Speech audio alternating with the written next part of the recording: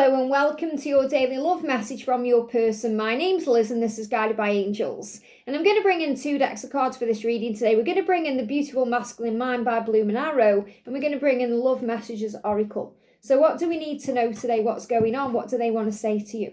And if you would like a personal reading with me, you can reach out to me at guidedbyangelsreadings@gmail.com. And if you haven't already, make sure you watch the early reading because it was super powerful. So what's the message coming through from them today? What do they want you to know today? What's on their mind? What's on their mind today? So I do feel there is things they are holding in that they intend to express to you. You know, things they want to say. So what do they want to say to you? What's on their mind? What's going on with them today? So not many cards coming out, but I feel the ones that are coming out are going to be very powerful. And this is the first card that flew out. So the message is thank you. Look at this, thank you. I'm so grateful for you. I'm so grateful that you came into my life. Thank you for loving me the way you do. Now, straight away, they give me the song, Love Me Like You Do. Okay, that's from 50 Shades of Grey. You know, the way that you love me. You love them differently and in a more powerful way than anyone ever has. But they want you to know they're grateful for you. So I'm so grateful that you came into my life. And in the early reading today, we connected with when they think about you, they think about you with nothing but love. You know, they think about you with beauty and grace. They think about the way you make them feel inside, that you light them up inside, that you've changed their life. They think about the happy times you've shared and the things that you've said that have lifted their spirits, the way you've loved them fiercely, and that you've shown them that love and that vulnerability no matter what. So they're very grateful for you.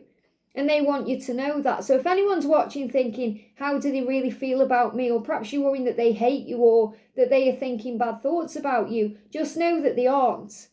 They're saying, thank you for loving me. I'm so grateful for you.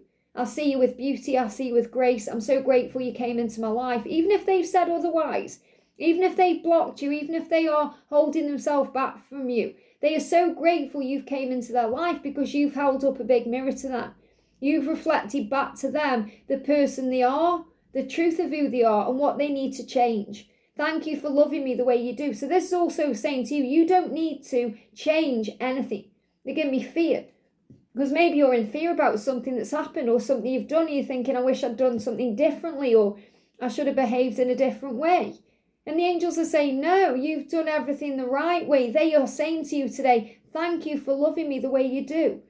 Thank you for being you, because there is nobody like you. They're saying protected. I will always protect you in the love that we share. Now, what this means is if they're not with you right now, it's a protection. So their higher self is coming through saying to you, I am protecting you.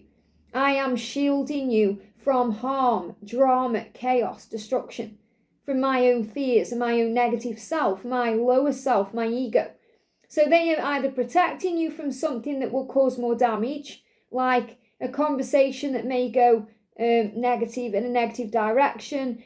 It could even be from themselves if they are doing an addiction or they are behaving in a very toxic, destructive way. Or there could be a karmic cycle that needs to end first that you're being protected from. So they are protecting you from that because perhaps someone around them, so it could be their karmic partner, may come at you with negative energy. Maybe they would try and cause problems for you, and they could cause problems for you in your work life or in your home life. So it's like your person saying, when the time is right, I'm coming back. When the time is right, I will come in. And until then, I am protecting you and us and the love that we share. I will keep boundaries around my heart that only you can cross. So what I feel with this is as well, if there is another person involved, they have boundaries around themselves that only you can cross. Now, those boundaries could be that they are not letting anybody else into their heart. It could be that they are not letting anybody else touch them physically. So this could be what you need to hear if you're dealing with a karmic situation. And perhaps you're thinking, is there anything going on there? Is there anything going on intimately between them? And they are saying, no, there's boundaries there that only you can cross. There's walls around me that only you can get through. So this is a huge message that you're the one that touches their heart.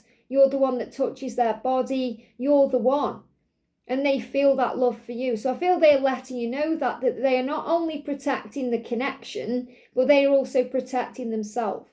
And sometimes they protect themselves from you because they're afraid of being hurt So they may put walls up and act cool and indifferent, but you've already crossed those walls. You've already broken through those walls. You've already touched parts of them inside that they perhaps thought would never be touched again. It's like they're saying, you touch me in ways nobody else does. I've realised so much since we parted ways. So separation is preparation. Silence helps because it helps them to realise the truth. I've realised so much. So they've realised how much they love you, how much they want you, how much they connect with you, how powerful the bond is. But also they've realised so much about their life. So they've come to terms with things they need to change. They've realised things about themselves that perhaps they weren't facing before. So it's like that's one other reason why they're grateful. Thank you for coming into my life because I've realised through our connection who I am. You've helped me to realise what I need to do and change. So since we parted ways. So it's reminding you that there is a beneficial reason to separation, silence, being blocked, ghosted, ignored, whatever it is. There is a reason for it. I've been working on myself and I've been working on self-love and self-worth. Now, they've been working on this so they can choose themselves. Because until they feel worthy or in love with their own self, they're not going to choose themselves. And choosing themselves leads to you. Until they choose themselves, they can choose other things. They can distract themselves with other things, stay in karmic cycles, comfort zones, things that don't really make them happy, but on the surface they feel like it's okay for now. But when they fully choose themselves and they start loving themselves again, they won't settle for less than they deserve. And what do they deserve? They deserve happiness. They deserve a life with you. They deserve to be loved the right way. They deserve to be desired and appreciated. They deserve to have excitement in their life and passion and thriving, fun and all the good stuff. And that's what you provide. That's what you give them. That's what they experience with you. So they are saying to you, in this silence, in this separation, this time apart, I've realised that I deserve love. I've realised who I am. I've been giving to myself. I've been working on my own self-worth so that I can be with you the right way. And I'm showing you your wounds and things you need to work on. So your person's also reminding you that it's not just about them and their wounds and what they need to change. You're healing too. You have wounds too. You know, you may feel like they're not the same wounds. You may feel like you're not needing to change your life by moving on from a karmic situation because you've already done that or you're already single. But you have wounds inside yourself. You may not feel worthy in your own way. Or you may get jealous. Or you may get angry. Or you may compare yourself to someone. Or you may not believe in the love. Or you may not believe in them. Or whatever it is that your wound is, they are bringing those shadows up in you. So the way they behave, their 3D world, things they've got going on that trigger you, is opening a wound in you that you can heal. So instead of pointing the finger at them, what they need to change, what they need to do, you can point the finger to you and say, how is this affecting me? What is this telling me about me in my life? What do I need to work on? So your person's saying, remember, it's not just about me, it's about you too. I'm showing you your wounds. I'm showing you things that you need to work on in your life too. And I'm hopeful that we will reunite again. So they know that you're going to come back together and they are hopeful about it, but they also want to do it at the right time, in the right way, for the right reasons. Talk to me. I want to know what you're thinking. I want to know what you're feeling. If you talk to me, I'll listen. So this is them preparing to communicate the right way. And this is what I spoke about in the early reading today, to communicate freely. Talk to me, I'll listen. Because you might think, well, when I talk, they don't listen, but they do.